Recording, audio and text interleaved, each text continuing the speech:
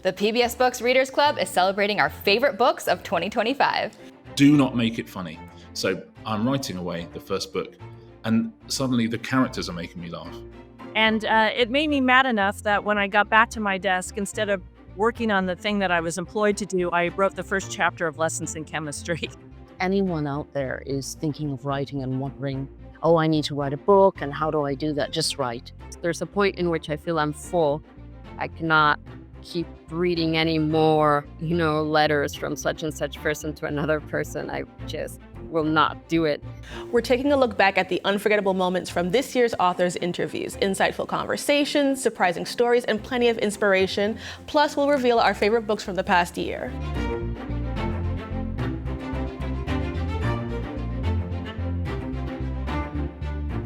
Well, hello and welcome to the PBS Books Readers Club. What a fantastic year of reading we have had. In this special episode, we'll look back at some of the incredible moments we've had with our featured authors. Plus, we will share our favorite books of the year. It's almost like a cheat sheet for your holiday book shopping. Hi, I'm Fred Nayhat here with Lauren Smith. We're joined by literary expert, award-winning writer Princess Weeks, and our PBS Books National Director and resident librarian Heather Marie Montia. And of course, a big welcome to you, our book clubbers. We want to hear from you in the chat. What was your favorite book that you read this year? Which of our book picks or author interviews were your favorite? Let us know. We love reading and responding to your comments in the chat, and make sure to subscribe to our PBS Books Readers Club Facebook group to share and discuss amazing books all year long. It really is the best book club ever. Your support means the world to us, so please share this event right now. As we always say, friends do not let friends miss out on great books. So, book buddies, we've had a great year. What have been some of your favorite books?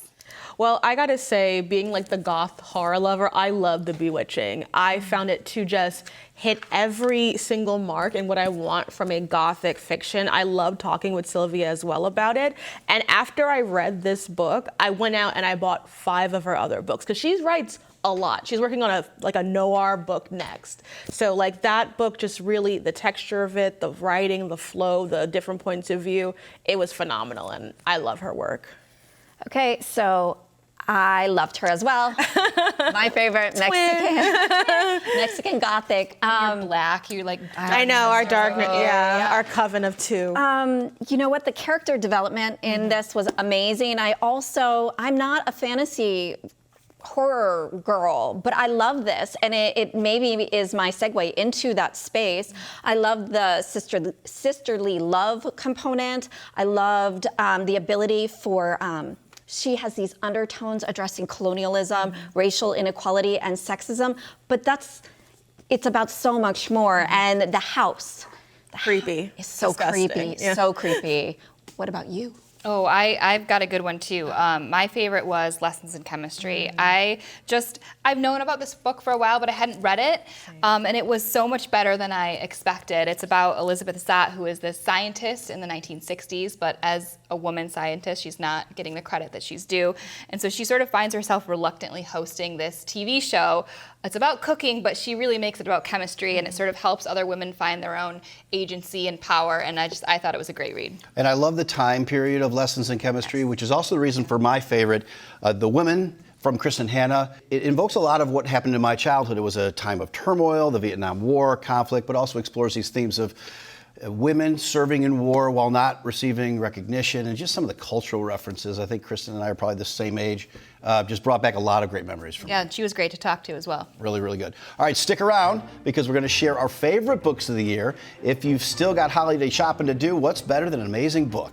But the fun does not end there. We want to make sure you're connected for all of the great author talks coming up next year. First, sign up for our PBS Books e-newsletter at pbsbooks.org/subscribe for exclusive book recommendations, author interviews, and more. It's the best way to get the latest updates straight to your inbox. Then, head over to YouTube and hit subscribe. Our PBS Books YouTube channel features literally hundreds of author interviews, including both seasons of the PBS Books Readers Club with authors like Kristen Hanna on The Women, Geraldine Brooks on Horse, Richard Osman on the Thursday Murder Club, and so many more. And if you love the PBS Books Readers Club, consider supporting your local PBS station. Now more than ever, this program and your PBS station are counting on support from viewers just like you and me. Do not let this year come to a close without making a difference. Visit pbsbooks.org/donate to make a gift. It's the gift that keeps on giving, and this is really a critical time for PBS. Your gift can make a real difference. pbsbooks.org/donate will take you right to your local station's giving page. You can support this PBS Books program directly by selecting one of our special gifts, like the PBS Books Readers Club book bag. I love this convertible bag. You can carry it with the handles, wear it as a crossbody. The main pouch has room for your books, laptop, notebook, plus it's even got pockets for keys, or in my case, a snack for the kiddos and myself. Yes, and we also have the official PBS Books Readers Club mug, just like we have here on the set. It says, "My weekend is booked," and ain't that the truth? And don't forget, PBS members can get access to PBS Passport, the member-exclusive section on the PBS app where you can stream full seasons of incredible PBS shows. Everything from masterpiece mysteries, groundbreaking documentaries from Ken Burns and Henry Louis Gates Jr., friendly cooking shows, and all the Jane Austen-inspired masterpiece dramas that you could ever hope for. Well, and now let's turn to the page to some of our favorite author moments from the past year. I'm always curious about how our authors got their start. We always want to know how they got started. Did they just fall into writing? Did they always plan on it? Their origin stories are so interesting. Yeah, for me, Bonnie Garmis, who wrote your favorite, Lessons in Chemistry, really stood out for me because she has started writing from a very young age, knew it was her passion, wrote her own book and put it in the library like around 12 years old. And I could relate to that so much. As a young person who always knew she wanted to write, I was writing my little novels and putting them, giving to my friends to read. I think that joy of wanting other people to read your work is such a personal, visceral part of wanting to be a writer. And it was just really beautiful to see her have that passion for so long and have it culminate in such a successful book. Yeah, I love listening to Kristen Hanna talk about her origin story because she came to a little bit later. She was a lawyer, right? Mm-hmm. And her mom was the one that was like, you should write this book, you should write this book. And she kind of, put it off. And then it wasn't until she was pregnant with her own child and, stuck on bed rest that she started to write. And it just seemed like this really cool full circle moment of her mom encouraging her to do it, but then she didn't actually do it until she became a mom. And there was something really beautiful in that neat little bow. For me, hearing about newspapers, thinking about the writers at the newspapers, and Jojo Moyes and also Helen Fielding, they were even at the same newspaper at the time.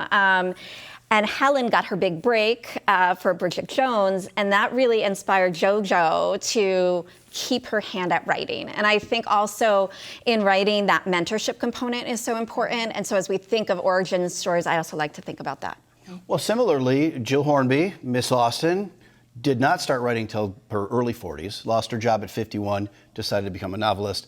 And this Austen series, obviously a big TV hit, but to me, it's lots of women, successful authors, starting in newspapers. Well, every writer's story has a first chapter. Let's take a look at how some of our favorite authors' journeys began.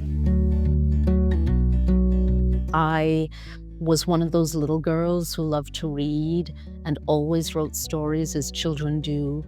But as I grew older, I sensed that writing my own stories was something I wanted to do. I only knew I needed to write. So just to be clear, writing fiction is one thing, being published is another. Of course, I hoped to publish stories, but it was more that I hoped to find the time to really produce something that I felt commented on the world or would offer something to someone else. Because you know what? Before I was a writer, I was a reader. I'm just a reader who writes. And I got a column in a national newspaper when I was in my mid-40s. And so I had a column and I was very happy. And then I was 51 and they gave me the sack. And then I thought, oh my God, well, nobody else is going to employ me ever again. There's only one thing for it. I'm going to have to try and write a novel. So I did. And I've just finished my 5th. And I'm really old. And I'm now 65. So really, talk about a late developer. I really didn't do anything much until I was in my early 50s. Well, I wanted to be a lawyer when I was young, and my mother told me it was very impractical. And so I became a lawyer for 10 minutes before I realized that was not for me, and then started pursuing fiction writing. But it took quite a while to learn my craft and to break into the business.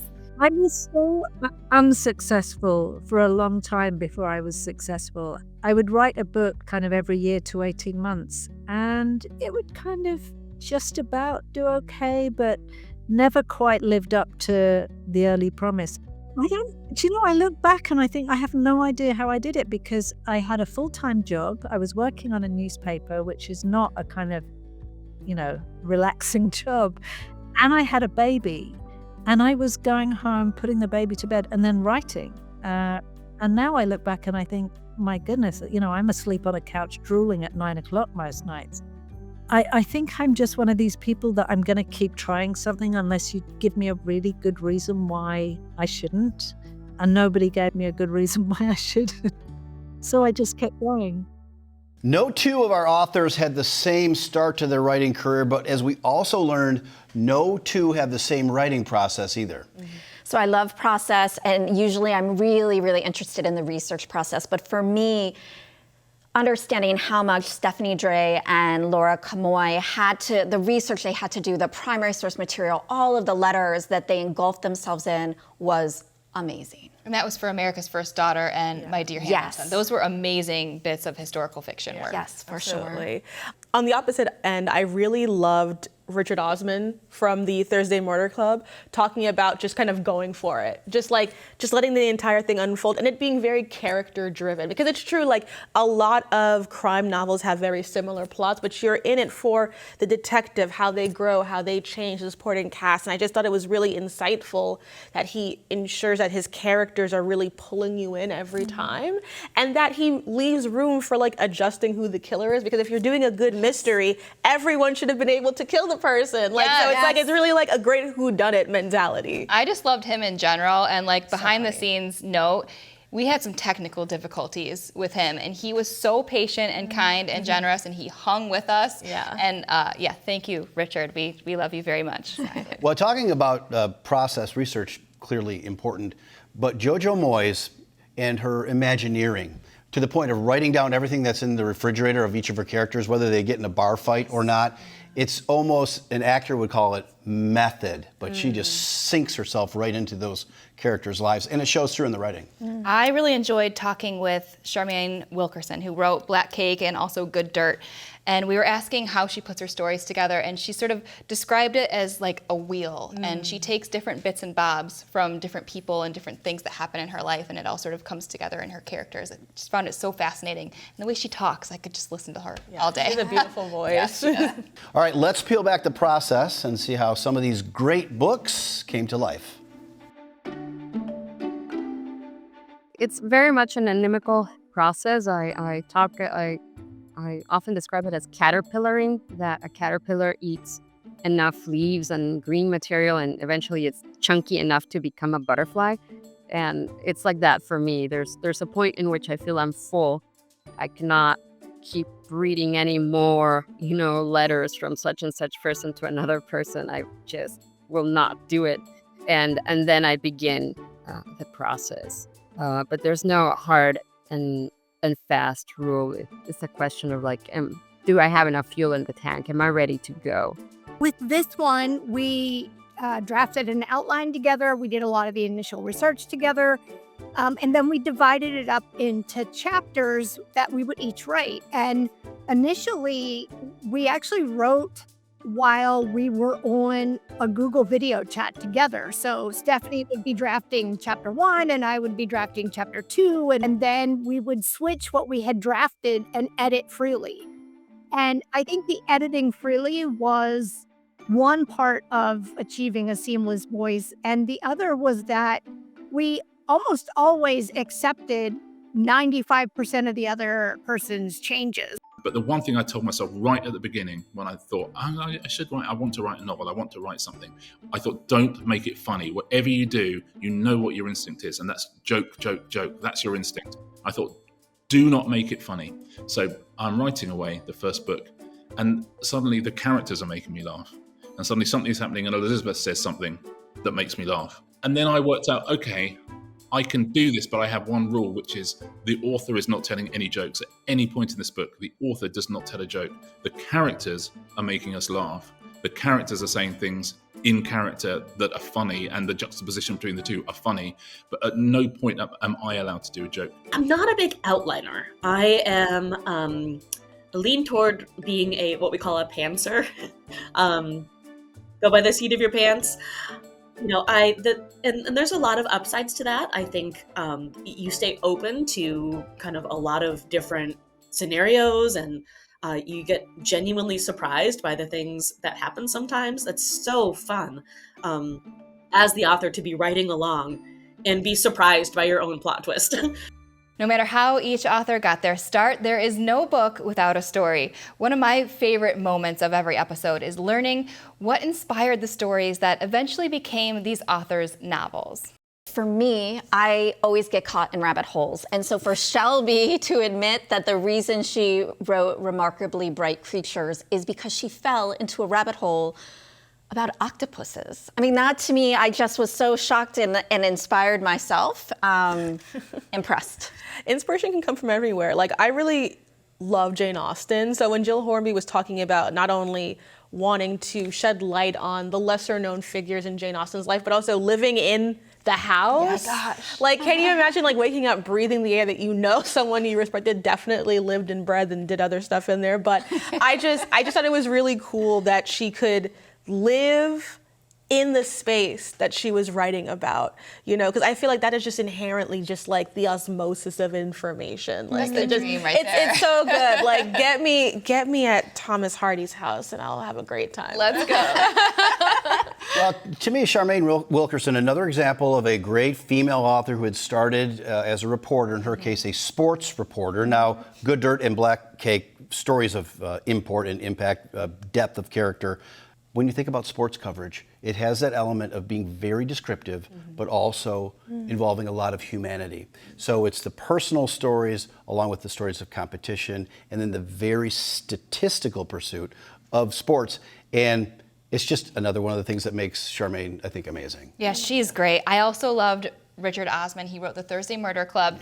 And he was inspired to write the book because he was visiting his own mother in her retirement community and just thought, ooh, this would be a great place for a murder. Yeah. I love that. It's so funny to me.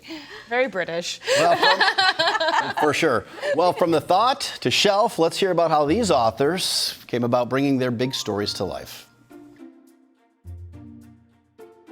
Well, you know, when I wrote the book, I started around 2013, and I'd been in a meeting that day where I wasn't taken seriously. It was a meeting of all men. It was very typical for me because I used to work a lot in technology. And as I was leaving the meeting that day, I kept thinking to myself, how many other women's talents have been wasted this way? And it made me mad enough that when I got back to my desk, instead of working on the thing that I was employed to do, I wrote the first chapter of Lessons in Chemistry. I first pitched this book to an editor in 1997, so that's a good long time ago. And I think it's because, you know, I was a child during the Vietnam War, and my best friend, my third grade best friend, her father was a pilot who served in Vietnam, and he was shot down and was lost. And so I was seeing, you know, how the veterans were treated when they came home, and it all just made this really strong impact on me as a child. And so I just have been interested in it for a long time, but it was very clear that for a long time the country wasn't ready to read about Vietnam either. And so I was waiting for this perfect moment of me being ready to write it, me being sort of mature enough and old enough to write it, and me sensing that it was the right time to put what I felt could be an important book out into the marketplace. Well, really it wasn't meant to be a book, you see. It was just meant to be a column for a short time. And I was writing another rather earnest tome about, sort of about economic and cultural divides in the Caribbean. And my teacher took me out for a drink and we got a bit plastered. And she said, "This book is unreadable, Helen." And she said, "Why don't you do Bridget Jones instead?" And I said, "Yeah, okay." It was as casual as that.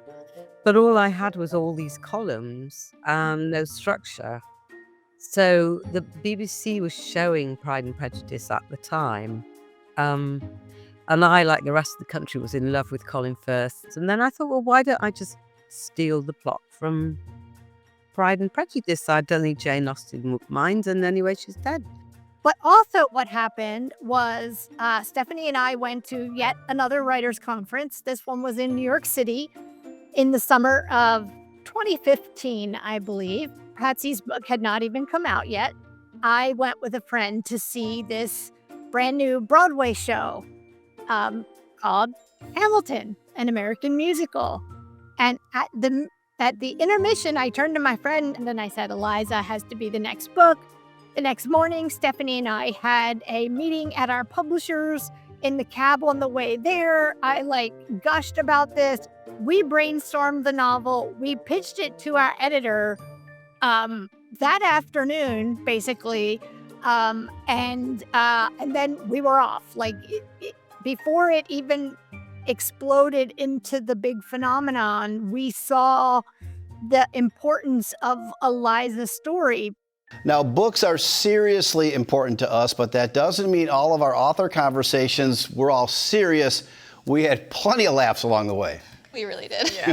So for me, the funniest was to hear with Bonnie Garmus, who wrote the Lessons in Chemistry, that she didn't know a lot about science. So she got a book from the 1950s out of the library. It was like the golden science experiments. And she would do the science experiments. And as you recall, she had run-ins where they exploded so much that the fire department had to come. And it just was hilarious. And I grew up doing lots of science experiments, so it kind of reminded me of the mayhem that ensued in my home. You and mayhem, that doesn't even make any sense. It is true.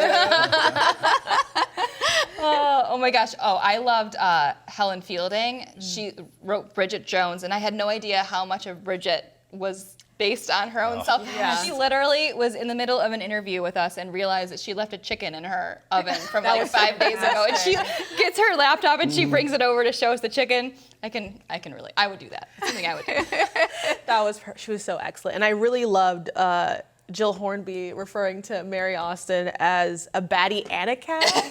I didn't know the multitudes of humanity. And speaking of cows, my absolute favorite moment that we didn't actually show on the show, thank God, was this fly.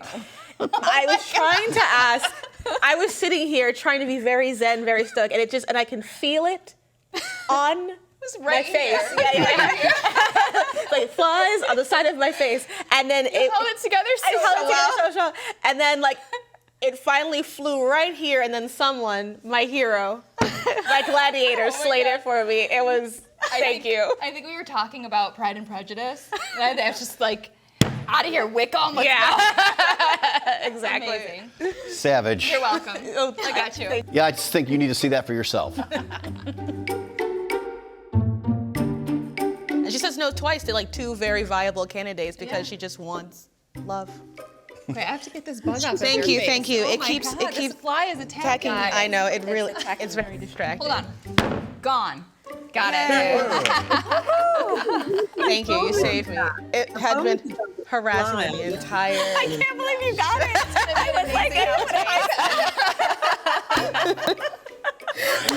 Oh my God. I felt so bad because after my question, I was just it's in my face. Just like that. All right, moving on. Wow. Wickham.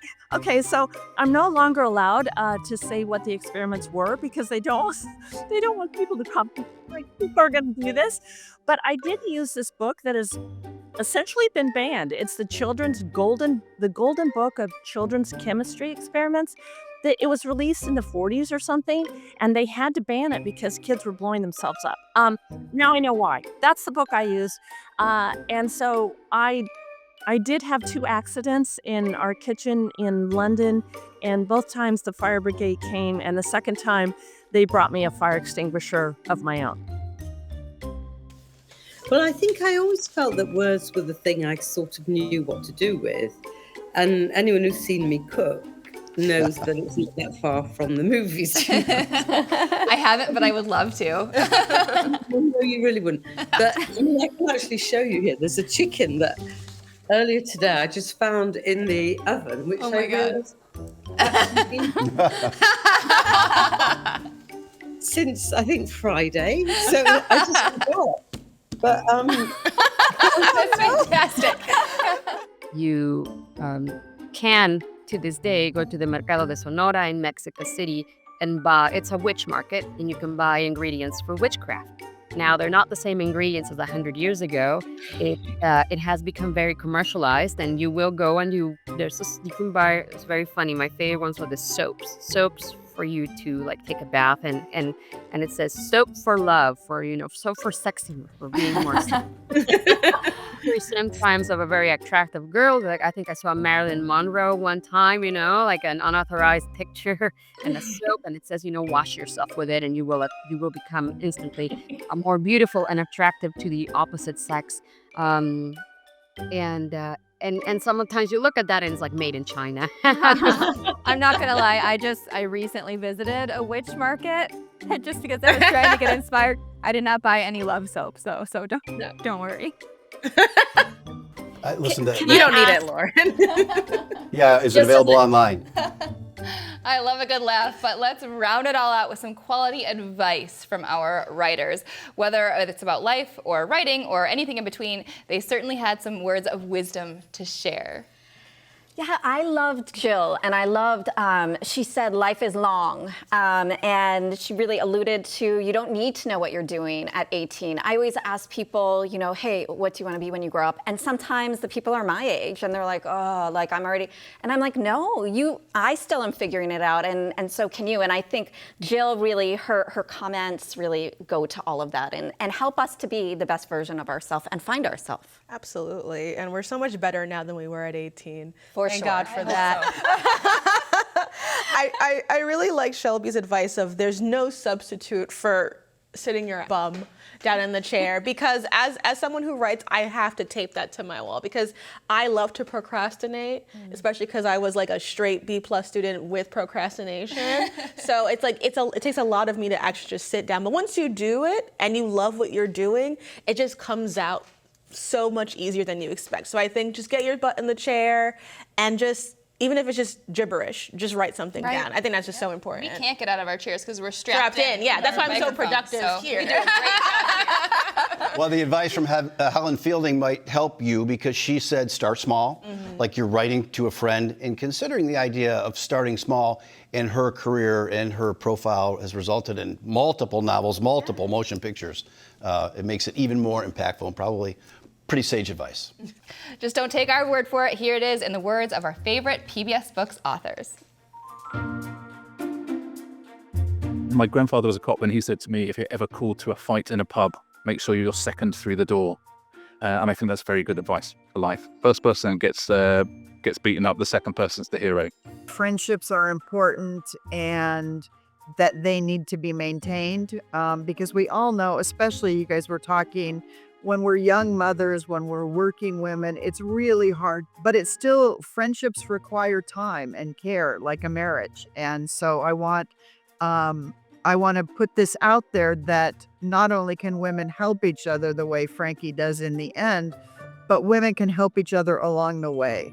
And I think that's a sort of a vital message. But I will say this, I'm going to turn it around and say that if anyone out there is thinking of writing and wondering, oh, I need to write a book, and how do I do that? Just write. Just write 1 word today and 10 words tomorrow, and just keep going, because no one writes a book like that in a day. No one runs a marathon suddenly without training, and it can be done, but don't make the mistake I did, which was, oh, but I need to be ready, and I need to have another degree, and how do I justify it, etc., etc., etc. About writing, it is not to be afraid to write trash, because a lot of times what we call writer's block is your inability to let go of the perfectionist in yourself. You're afraid to put what you're thinking on the page because you know it's not good. But that's all right, because you can fix something that isn't good. You can't, I think Nora Roberts said you can't fix a blank page. So that is my best writing advice that I ever receive and what I tell others. We've had so many unforgettable moments this season on PBS Books, but now it's time for the part you've been waiting for, our favorite reads of 2025. Heather, as the librarian at this table, I think it's only fitting we begin with you. Why, thank you. My first book pick is Tell Me Everything by Elizabeth Strout. She is a Pulitzer Prize winner. I had the privilege of interviewing her earlier this year with PBS Books. This book is about a lot of the characters who she's written about earlier. So Bob Burgess, Lucy Barton, Olive Kittredge, and they're in Maine and they're living their life. It is building community. It's about family, intergenerational complexities, and murder. So this is a really amazing book, and it also makes you think about love and what is love, especially as you get older. Highly recommend. My next book pick is a little bit different. It is The Unexpected Journey, Finding Strength, Hope, and Yourself on a Caregiving Path. It's by Emma Hemming Willis. And this book is really anyone who is a caregiver or knows someone who is a caregiver of someone, especially someone with dementia, I would highly recommend this. It's not only a guide about how to care for yourself and how to set boundaries for others, but also how to eat better, how to fit things in for yourself. It's incredible. It also has parts that are a workbook. So I strongly encourage this, and it is it's just beautifully written and researched. A lot of research in this as well.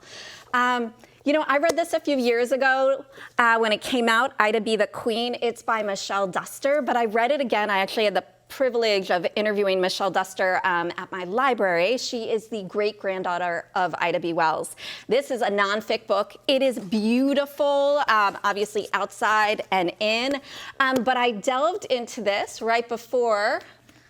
Those of you who know Veronica Chambers, this is Ida in Love and in Trouble. This is written by an investigative journalist for the New York Times, Veronica Chambers, and this is just based on a lot of research, and that's why I revisited this first, to really be able to get full understanding. This is a coming-to-age story, and as we think about coming to age, I will suggest this novel, which, unlike this, which is historical fiction, this is from S.C. Chambers, Swift River. It's another coming-of-age story. It takes place in New England. It deals with family dynamics, mother-daughter. It is just incredible and beautifully written, and I think we'll see a lot more by S.C. Chambers. She's incredible. Great picks. Amazing. Yeah. I'd like to pick up that Willis book, as you know, like It's that's been a big incredible. thing. Well, unfortunately, my book picks were too heavy to fit in my carry-on, but I have all of my written notes for you guys right here. So the first book I really loved reading this year is The Assassin's Apprentice by Robin Hobb. She is a fantasy writer, and this is one of the first trilogies in this giant world-building story. It's about this young boy named Fitz. He's the illegitimate son of the prince, and he is adopted into the royal family, but he's an ultimate outsider because he can never really be legitimate. Very big Jon Snow vibes for those who know Game of Thrones. I dig it. And his grandfather, the king, decides to raise him to be a royal assassin, who his role will be, you'll never be close enough to being the heir, but you will make sure that the next heirs get to survive and thrive. So you get to watch him sort of like grow and evolve, but also come into some strange magical abilities. It's very epic, it's very interesting, and there's just something about when female authors write young men. The character of Fitz is written so introspectively, and you really deal with his isolation of his status, but also get a picture of a very full world. It's huge, which is why it's not here with me, but I really enjoyed it. I'm writing that one down. Assassin's Apprentice. Yeah, it's really good. Amen. The second book is a more recent release. It's Catabasis by R.F. Kuang. It is a amazing piece about this magical school student named Alice who decides to travel into hell to get a recommendation from her dead professor. Okay.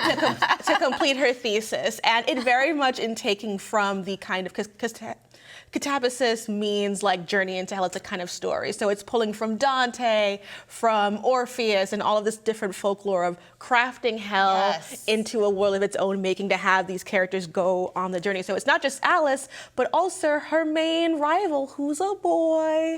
And you know what happens when girls and boys go to hell together. So it's It's a really great read. It's very introspective. My third pick has also came out this year. It's called Bury Our Bones in the Midnight Soil by V.E. Schwab. It's a vampire book. It's very much in the vein of, say, Interview with the Vampire. It's very dark, very queer, and it's about these 3 different women, 2 of them vampires, throughout time. So it starts off in Spain, in 18th century Spain. I thought you were going to say space. And I know. I would never bring that here. I would never bring space. No I would space. never bring space here. We had to go to the ocean so much this year too, with all the octopuses. But it really is a sort of like emotional, character-driven story about this woman who becomes a vampire and decides to be her worst self. And I love that for her, you know? And it really is like that, going through it with different character journeys of like, what is it like to be a woman during these different periods in time, but also when you get power, what do you do with it? Which I always do love. And then my last 2 are a little bit different. So my 4th pick is Blood in the Garden by Chris Herring, and it's about the 1990s Knicks. And I was born in 1992, which is when the Knicks became good again. And we've been writing that ever since. I started reading this this past year because we were doing very well. Until we weren't. So it's okay. And then my final pick, sorry, I've been talking for so long, is Troy by Stephen Fry. He has been doing this series of adaptations, essentially, of the different books from the Greek mythology. It started off with myths, it did heroes, and he did Troy, and he did the Odyssey. I find the story of the Trojan War to be it's the ultimate epic. There's just so much politics behind it, and he really, with his dry wit and still great sense of humanity, really lets you feel the agony of the moment, because this is like a war that goes on. People are gone from their homes for like 10 years of fighting. And then with Odysseus, 10 more years of being away. But you really sit in sort of like the darkness of war and the politics of it. And you get sort of like the insight of how the gods, the Greek gods in this setting, were also keeping it going along. And so it's this completely surreal experience of watching a war through so many different lenses, from Helen's perspective, from the gods, from the Trojans, from the Greeks. And I just found it to be like very accessible and also elevated. I would love to like read this at like a family reading time. Like I feel like it's like a great campfire read. It's everything. Highly recommend. I love everything. Okay, I'm looking at your list. We've got assassin, bones, blood, vampire, mythology. War. Yeah. I'm 100% in on this. Great job. Thank you. Also inspired by war this year. In this case, my first book recommendation, my favorite from 2025, Bookamendations. I'm trying to get that going. Not sure if that's working. It's your fetch. The Women from Kristen Hanna, the first televised war, the Vietnam War. Frankie McGrath is a young nurse. She volunteers for Vietnam. She comes from a military family in San Diego. Her father, interestingly, with a big honor wall, actually didn't serve. She lost her brother. And it's the kind of story that really brings the war home. And since I'm of an age where I remember seeing those images on TV, it was extra resonant for me. And then some of the pop culture references. There's a thing when I was a kid where you would put butter on Wonder Bread and then cover it with sugar, and you would eat it. It was like making your own candy. In the book, we all did it. She did it. Secret Society of Wonder Bread, Butter, and Sugar. You're like, so this is accurate. For that and, Explains a lot. for that and very many other reasons, I like this one. Listen, if you liked The Nightingale or All the Light That We Cannot See, you will love The Women from Kristen Hanna. All right, next.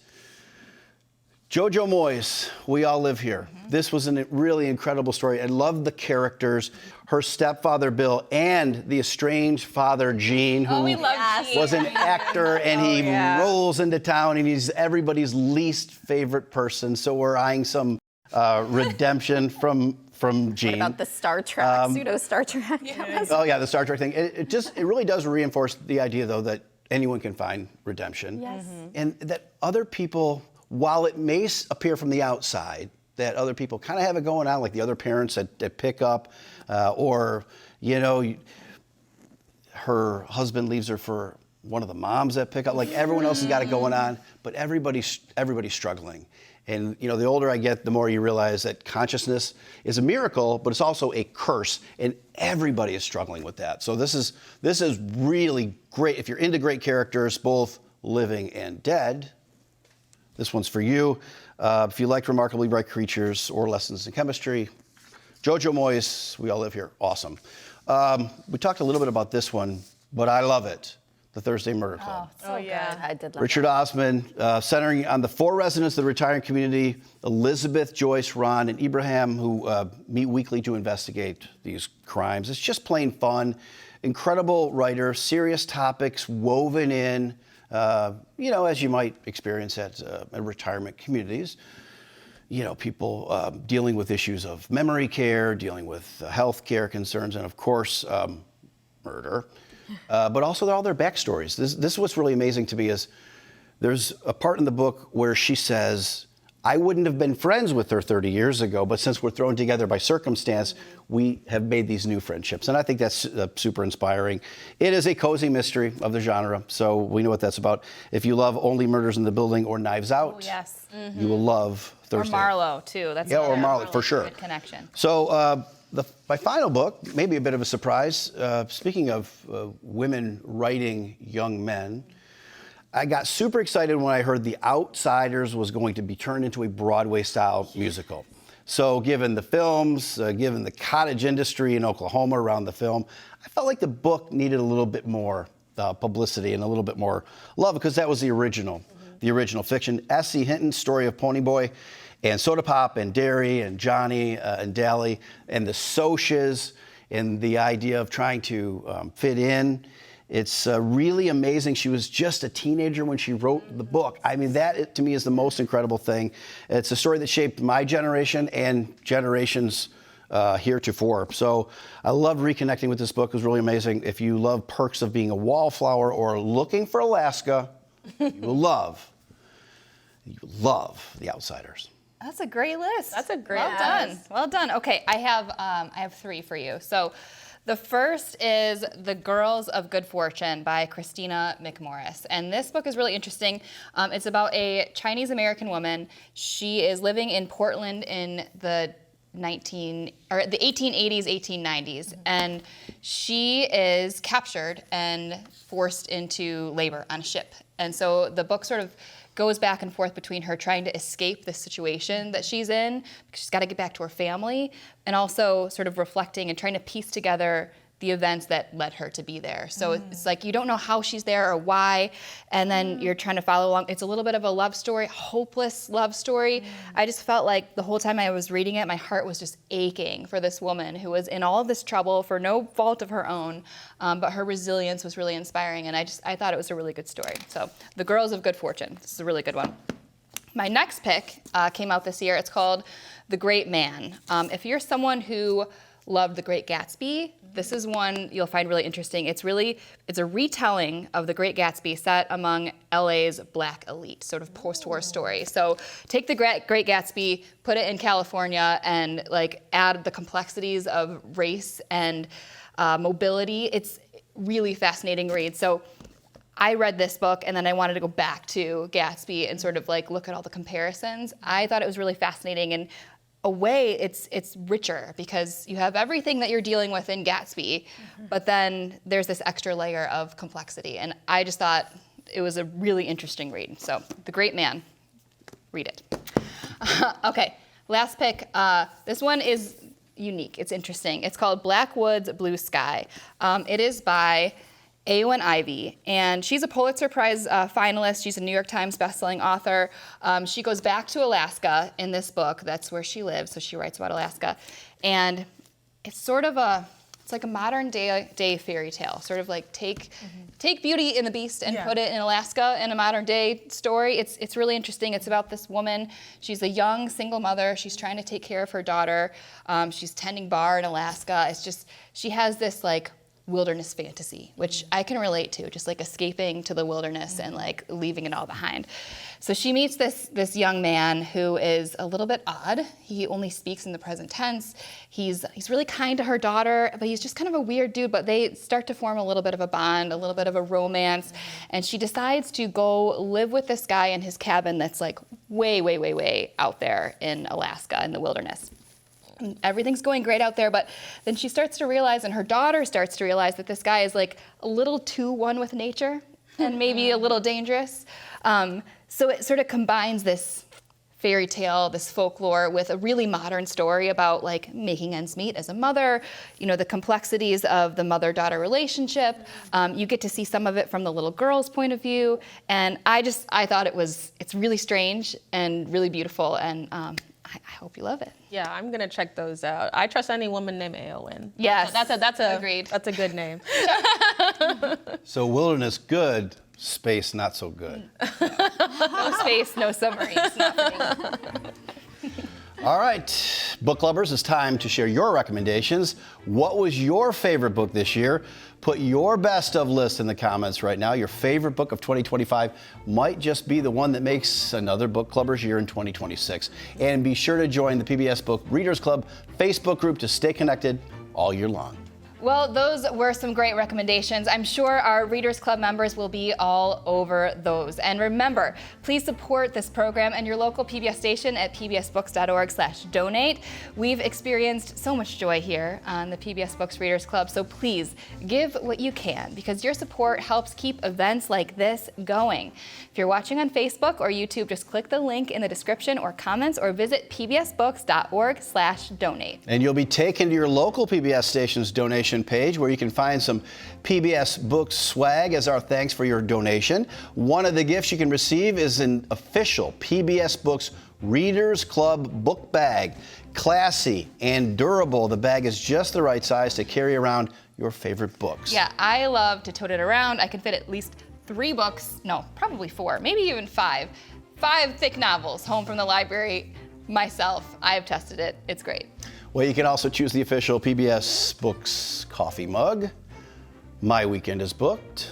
I'm certain that's true for you as well. Plus, as a member of your PBS station, you'll gain access to the members-only content on the PBS app with Passport and all the incredible shows we shared with you throughout the year, and so many more.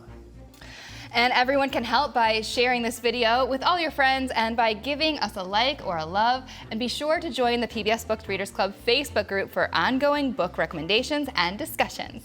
And sign up for our e-newsletter at pbsbooks.org/subscribe, and we'll send you lots of book recs, exclusive interviews, and more delivered right to your inbox. Including this full list, so you'll have that. Yes. Also subscribe to our YouTube channel to discover an incredible collection of author interviews. Thank you for being part of the PBS Books Readers Club. We'll see you next month. Happy holidays and happy reading.